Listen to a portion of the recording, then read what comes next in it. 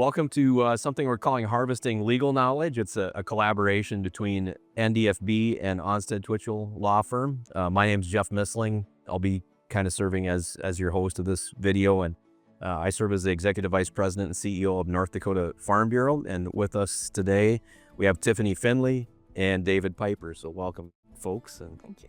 we're kind of talking about real estate, the issue of partition in particular, which is dividing jointly owned property, if people are wondering if they've heard that word before, and all that goes along with that. And one of the lead-in questions maybe to this topic would be, what's a good solution when the joint owners of property can't get along?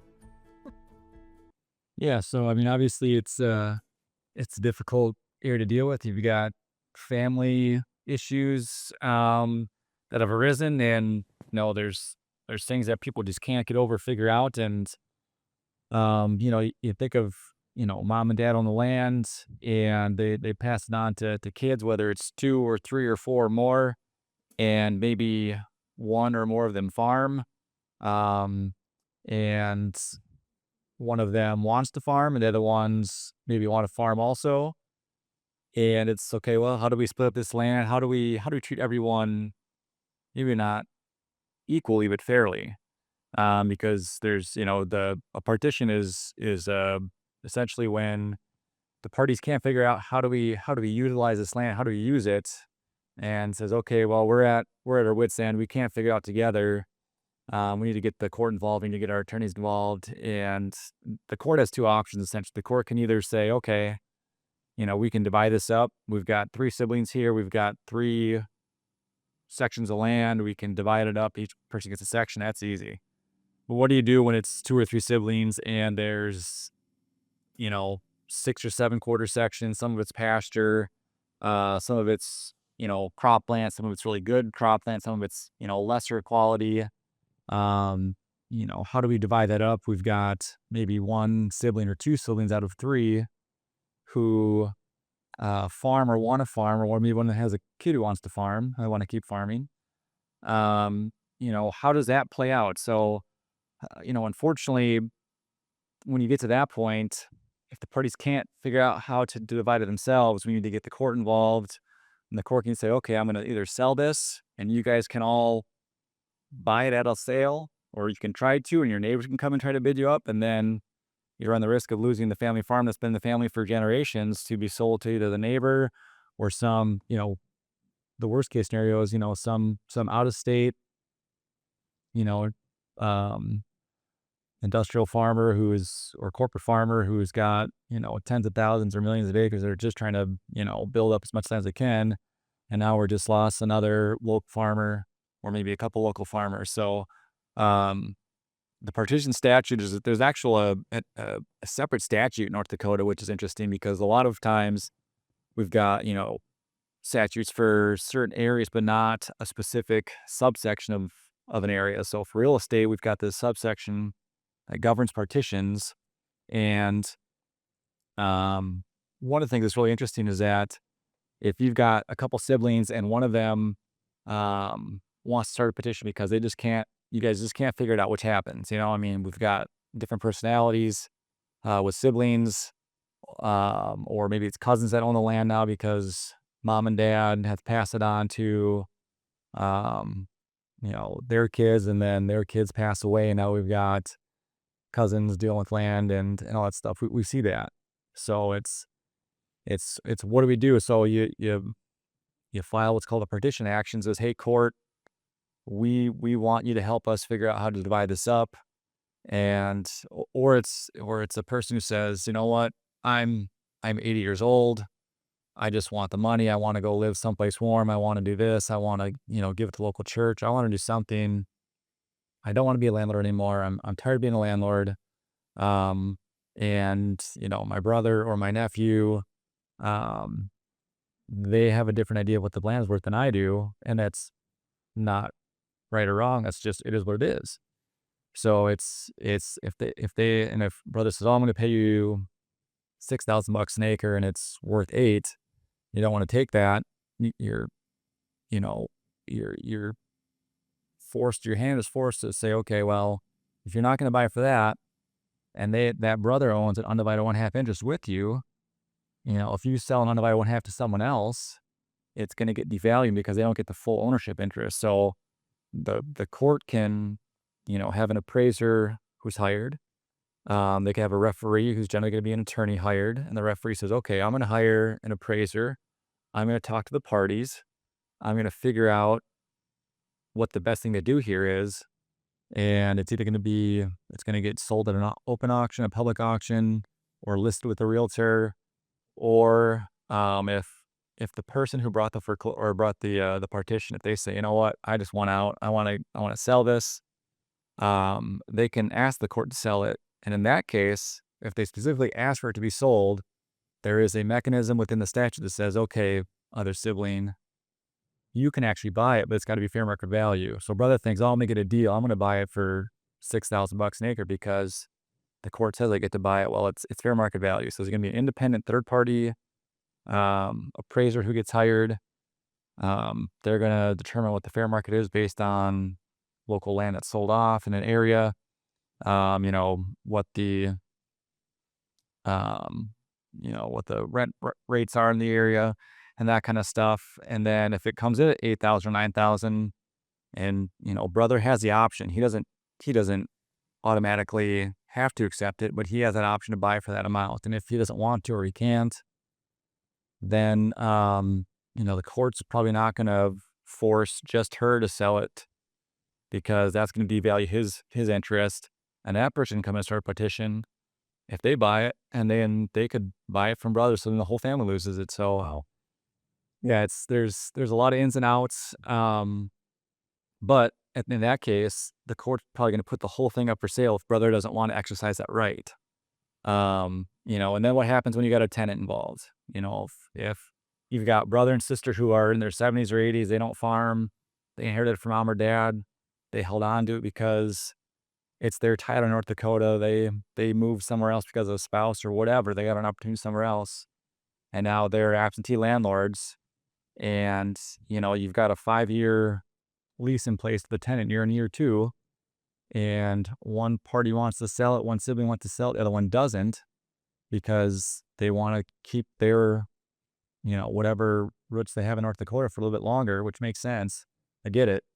One wants to sell, one doesn't. What happens to that tenant? Does he or she still get to have the rest of that lease run out for the remainder of the 3 or 4 years? Do they get a chance to buy it because they have, not a legal interest as far as an ownership, but they still have a legal contractual interest to rent it? So what do you do? So there's all those kinds of issues, and some of this can be avoided, right? Some of it can be if mom and dad sit down, hey, we gotta have a hard family discussion, and that's kind of where Tiffany comes in again with the estate planning, the farm succession planning. They're hard conversations to have. They're super hard to have. Yeah. They're incredibly difficult because it's like, okay, well, so and so, whether it's son or daughter, they helped farm it from when they could walk because that's what they loved. They love spending time with mom and dad on the farm. One of the other siblings doesn't. How do you deal with that when that person's put that time in? Do you reward them? Maybe. Do you not, because you love the kids equally and you want to treat them equally? Maybe it's not for me to say, but it's dependent based on family to family. So, a lot of this stuff can be avoided. Maybe not a lot of it, but some of it can be avoided if you just sit down and have that hard conversation. Um, you know, what are we going to do with this? How do we divide it up?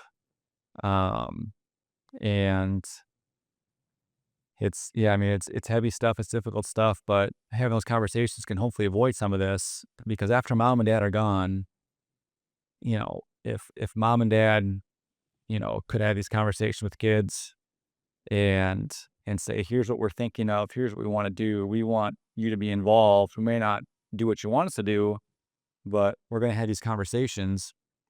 When mom and dad are gone, siblings aren't mad at mom and dad because they're dead. They miss them. They're mad at their sibling because that sibling got more or something. Yeah. And it maybe that sibling had something to do with getting more. Maybe they didn't.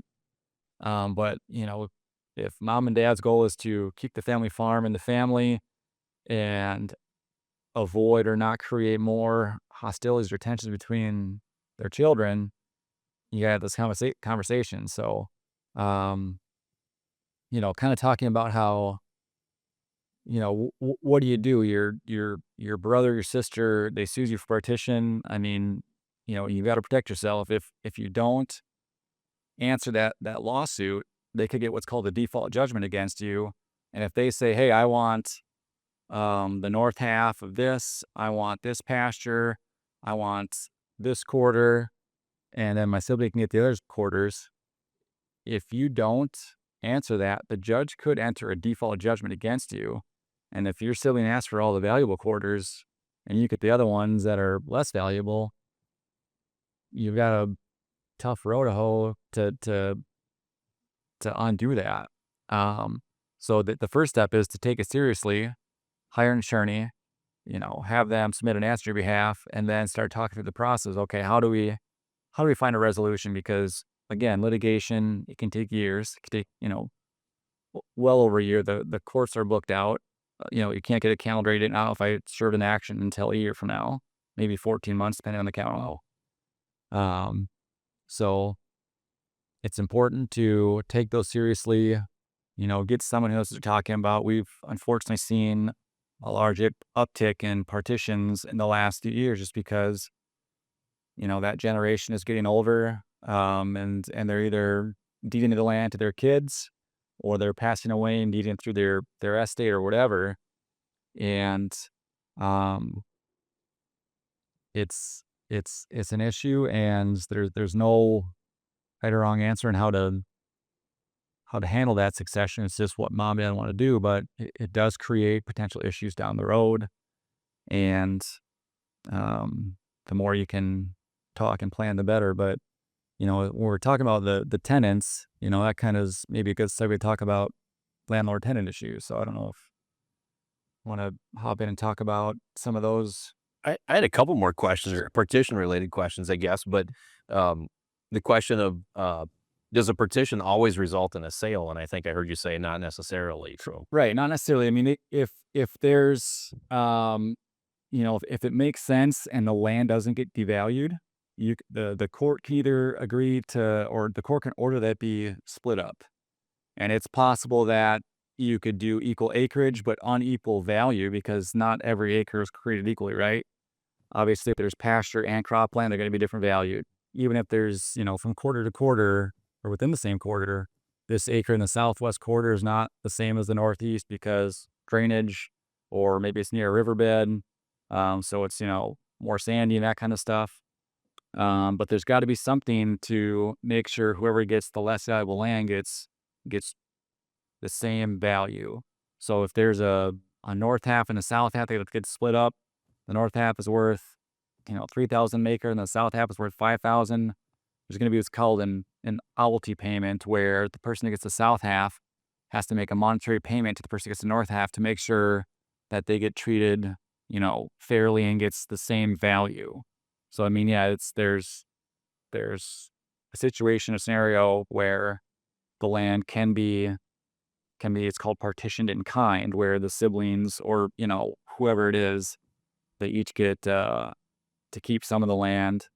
There's scenarios where the land could be, a quarter to get sold, maybe because nobody wants that one in particular, or just because like that one can't be divided and the other stuff can be divided. okay, And the court says, we have an owlty payment, so we're gonna use this quarter, we're gonna sell it. You, John, get these 3/4. You, Sarah, get these 3/4. There's still a difference in value, so we're going to sell this 7th quarter, and then Sarah gets a little bit more because John got the better land. So that's the situation, and again, it's going to depend on everyone's land, their individual land, because every acre is different. yeah, I think that's a good point to really parse out. So I mean, all property is unique. We can't put a certain value on every single acreage, even within the same quarter. So it's something that's very much focused on even when we're negotiating an agreeable partition between joint owners, much less a litigious partition. The valuation and what factors are considered when partitioning out the land are very important. Having that appraisal on what the actual dollar value of the property is very useful, but there are other factors that can be considered, like the location of the land, what the use of the land is, who's renting it, who's actually using that land for farming in their practice and in their actual business. And maybe David, you want to touch on whether the emotional factor is also used with the courts. Yeah, that's a great point. So the court's role in a partition is to do equity, which isn't necessarily equal, because equal is not always equitable, and equitable is not always equal. So there is case law in North Dakota that says, yeah, we the courts, the judges, we look at a party's sentimental attachment to the land. It's not necessarily the number one factor. It's not necessarily going to have a certain weight or percentage. But if you've got someone who maybe is local versus their sibling who, moved with a spouse or whatever to California, Arizona to be someplace warmer, for whatever reason, that person who's here, they've got, a fairly decent argument. They've got more sentimental attachment if they do.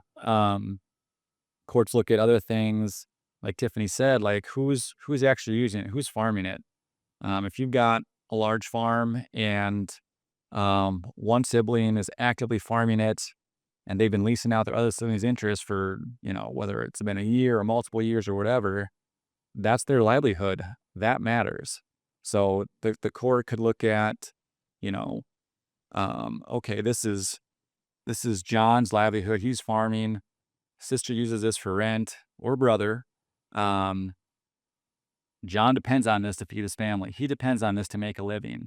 She depends on rent to make a living. She could be bought out if John needs everything to keep his operation going, and she could go buy farmland if farmland is what she wants to be a landlord of. She could use that to go buy, non-farmland if she wants to do something else. But if she wants to keep some of it because she's got that sentimental attachment, she still thinks of that as home. She grew up there, it's still her house. That's 100% fair. The court looks at that, and the court should look at that. So if John needs, 60% or 70% of the land, or 80%, but she really wants, part of it because that's her family too. That's where she grew up. The court can look at that and say, okay, we're gonna give sister who's not farming, she uses this for rental income, we're gonna give her a quarter or an 80 or something, and then she's gonna get a cash payment to equalize it. So if there's 2,000 acres of land and John gets, 1,600, she gets 400, and he's gonna have to pay her something to make sure that they both get equal value. So there's tons of factors the court looks at. We've seen partitions where one sibling was just a crop farmer, the other sibling was just a cattle farmer, and there was a lot more farmland, cropland, and less pasture. The court said, okay, this brother gets most of the cropland. This brother gets all the pasture because there's less pasture. He needs that pasture. But this brother still gets some of the cropland because he needs to grow crops for his cattle. And funny enough, that was something that both attorneys tried to recommend, and both parties were angry at each other because there was other things at play, and they just weren't ready to make that decision, so the court had to make it for them. And that cost them money out of pocket to pay both their attorneys. Yeah.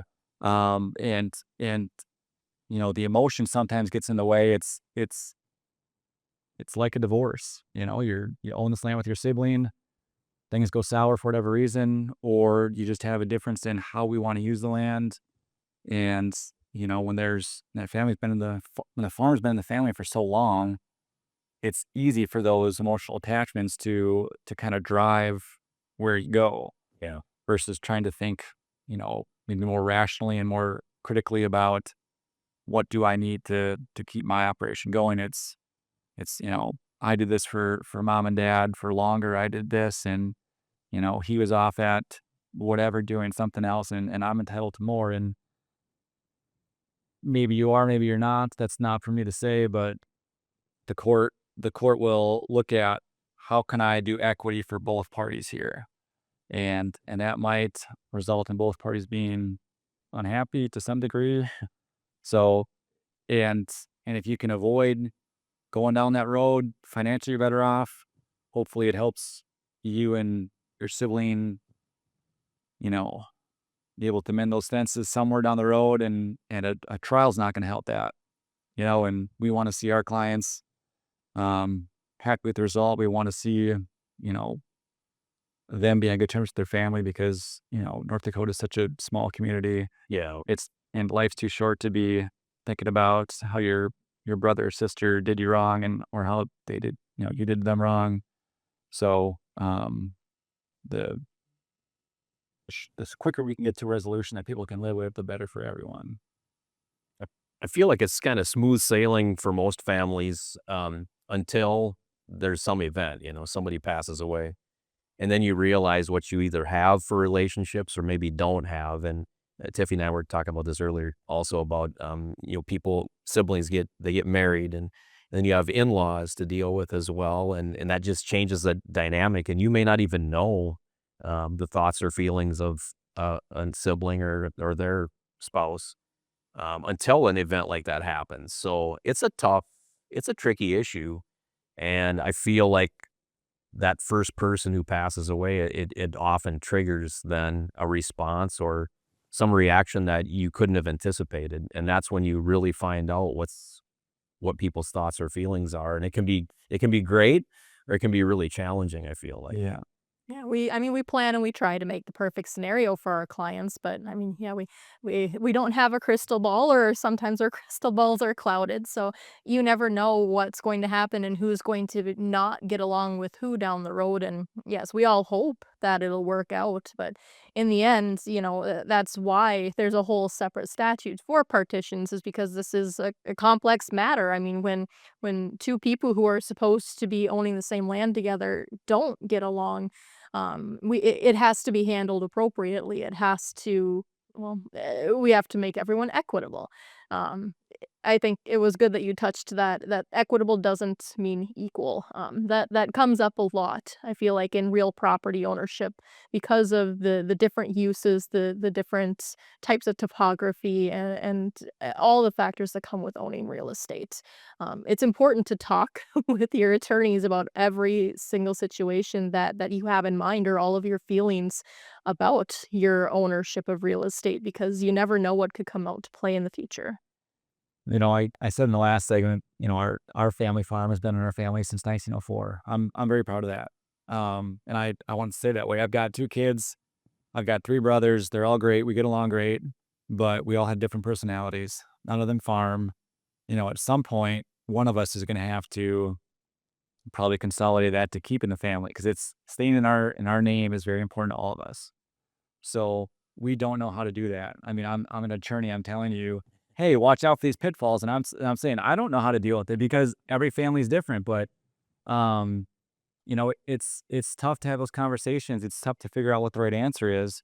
But I think the more you do have those conversations, it sparks ideas of maybe what could work. So none of my siblings farm. I don't farm. But we all 4 agree that we want it to stay in the family. So I mean, maybe we put in a trust, maybe we do that, and we talk with Tiffany about how to do that and what that looks like and how long we can do that for. I mean, is it for a certain number of years? Is it for a person's lifespan? Those are things to know and talk about. But I mean, that brings up issues too, because what happens when someone needs money? They now the trust owns it, they don't own it, and you can't sell your interest because you're a beneficiary of the trust. You're not an owner of the property anymore. So that creates another issue that needs to be considered. Which again, that's where Tiffany comes in and helps you understand those issues. She can't give you the answer because that's for your family to decide, but she can tell you the pitfalls of the scenario, the benefits of either scenario, and you can work together to try to figure out, okay, how do we want to do this? But yeah, I mean, when there's, land is, land prices continue to go up and up and up, and they're going to keep going up. And so land is very, very valuable. It's very expensive. And when there's those high dollars involved, that is a very significant issue for many people to deal with. How do we deal with that?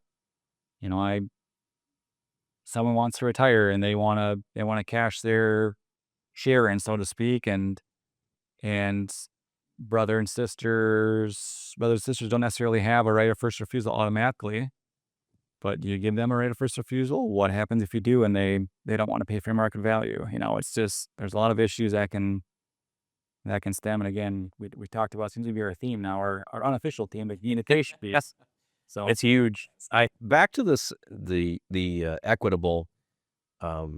We talked about this before, being equitable. Is an appraisal required for a partition? it will be, yeah, Yeah. because otherwise the court needs cover to essentially say, here's the value. Obviously, the parties could agree on the value. So I guess if it becomes litigated, yes, it would be required. But if, let's say the parties can't agree, they're trying in good faith to figure out what the value is. Someone's willing to be bought out, but the person who's buying it thinks, no, it's less valuable because of X, Y, and Z. The Southwest quarter floods every 5 years. It needs to be tiled, whatever. There's issues, and then the other sibling is selling says, well, Dad's been renting that to so and so for X dollars, and they're willing to pay more. So there's valid points on both sides. And so if they can't agree informally, then yeah, the court would hire or appoint a referee. The referee's going to be an attorney most likely, and the referee is going to say, okay, I'm going to interview the parties. I'm going to find out what factors are important to them. I'm going to get their viewpoint, their perspective, but I also need to find out what the fair market value is. And for that, we need an appraisal. We need a certified appraisal. And so at that point, then maybe the parties say, okay, I may not agree with the appraisal, but at least that's not my brother's appraisal. That's coming from someone who has no skin in the game. I can reluctantly trust that, they're not coming out of left field. And maybe that makes the parties more likely to re-engage in settlement discussions and try to figure something out. But yeah, that's a great question, Jeff. And yeah, the court, if it gets to that point, they would have an appraisal. And plus there would need to be one for, a step-up basis if you're selling it. If you're going to be taxed on the gain and the value from when you first got it until when you sell it. Yeah. That brings up kind of maybe a tangent for later, but if you're looking to avoid that step up, you can do a 1031 exchange, which was where you buy other land. It doesn't have to be farmland, but that's like I said, that's a tangent. Maybe we'll get into that later. So There are so many nuances to each individual piece of land as well, and I think the relationship that's established between the person who farms a piece of land, you learn everything about that, by farming it, for better or worse. But that, I feel like that might be lost in the court process somehow, that relationship to the land, and just having that appreciation for the good factors and the bad, the challenging factors of a given piece of land. And so, yeah, it's really, there's the sentimental piece, there's the actual relationship to that piece of land. The value of it obviously is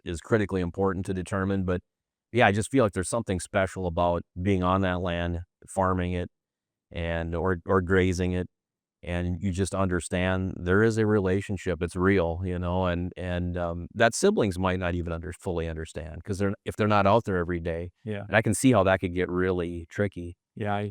I not to go off on a tangent, but I had a 3-day partition trial this past spring. My client, there was 4,000 acres between brother and sister. My client was the actual farmer. He had farmed since, he was 7 or 8 years old with dad and grandpa. And when he was on the stand talking about his connection to land and how, it is a part of him, how he's gonna farm until the day he dies. He said it's probably gonna be where he's old and he falls asleep at the wheel and hits the telephone pole, and it was hilarious. But he allowed himself to be really vulnerable, and he was getting pretty emotional on the stand about how important it was to him. And I think the judge considered that and making the determination to give him more acreage. Wow. So, and the fact it was his livelihood, but both, that the judge could see very clearly that this guy loved this dirt and that it was important to him that his son be able to farm it, and that his son's son be able to farm it, and stay in the family. And there wasn't that certainty was going to, or there wasn't certainty it was going to stay in the family if it went to the other sibling. And the judge thankfully understands, this judge, how important land is to North Dakota farmers, and still gave the other sibling some, but made sure that our guy could still, um, provide for his family, still maintain his operation, and still have enough to pass on to his family. So yeah, the sentimentality is a huge factor, um, and it should be. Yeah. I think for both of us, we have a leg up. We both have those family farm connections, and we can see that when our clients come in the door, and we know how to utilize it when it does need to come up. It's not something that we try to ignore, but a lot of times, like with the appraisals and with the paperwork, the dollar value, it's better for some clients to at least find some common ground to start at, because we can consider the sentimental values day in and day out. But at the end of the day, everyone's going to have their sentimental values in some form or another. It's hopefully everyone's thought that the farm stays together, but in some cases, when we're already looking at litigating a partition action, it's just not the case. So. Sure. Can we switch topics slightly here and continue our discussion? Leasing and tenant issues. Um, hear a lot of questions about this as well. And what are the downfalls of having a handshake lease? This might be obvious, but and there are some out there. I can't believe this, but there are still people who agree to things on a handshake, which is great. But when it comes to the legal side of it, what are some of the pitfalls or downfalls of that? And I mean, it's great when farmers and tenants, and the landlords can have the handshake deal, but part of our job is to come in when there are issues. So we see the issues and we try to advise our clients on what maybe not to do. So some of those issues that we do primarily see, it becomes an issue when one thing I should maybe point out right away, David, you brought up the fact on when does the lease start and when does the lease end. A lot of people assume that a lease should begin January 1st or March 15th when planting begins, and it ends December 31st or when the crop comes out of the ground. Well, what happens when a tenant or even the landlord passes away or attempts to transfer that land in the middle of the lease, or say right at the end of the year? Those things can become a little bit tricky to figure out, well, what rights does the tenant have to get the crops out of the ground, and who's getting the rent payments, and who has the right to do fall tillage or not? Is it the previous tenant, or is it who's farming it next year? There's a lot of little nuances that can come where a written lease can be helpful. And like Tiffany said, it's fantastic when, you've had those long relationships, and you've farmed next to someone, or they've rented your land for decades, and you can trust them, and they know they can trust you to do the right thing. I feel like we're getting more and more in this day and age where that's not the case anymore. For whatever reason, it's just not the case. I don't want to be like, the technology is bad, but like there's so much less human interaction that, we don't establish that connection with our neighbors and our tenants and our landlords. And so it becomes more of a transaction than a relationship and a partnership. And so regardless of how great your relationship is in your partnership, you still need to have something in writing so that both parties know what the expectation is when something doesn't go to plan. Doesn't mean that someone intentionally did something to harm the other party. It doesn't necessarily mean that someone's, acting with malice towards the other person. Life happens, weird things happen, and we can't plan for all of them. But if we've got an agreement that says, here are the fundamental terms that we can agree on, it at least gives the court a starting point and the parties a starting point. Um, I wish every landowner could have a handshake deal with their tenant from a person to person standpoint, Yeah. but that's just not realistic anymore. And especially when you think about, okay, you know, grandpa bought the land 80 years ago. He passed it on to son, and now grandson has it. And, grandson is going to be farming the neighbor's land, and he's 80 years old. He didn't have any kids, or he does, and they don't farm.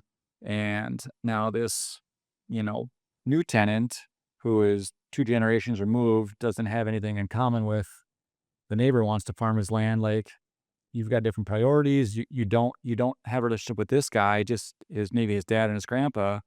And maybe that's worth something, but everybody's different. Yeah. You don't know what's important to him. He doesn't know what's important to you. There's bad apples in every tree. Whether that's landlord or tenant, that's reality. So when you're dealing with someone new, especially, you need to have that in writing. Yeah, and pay a couple $100 to have a lease done. It's like insurance. You don't want to have to use it, but it is necessary.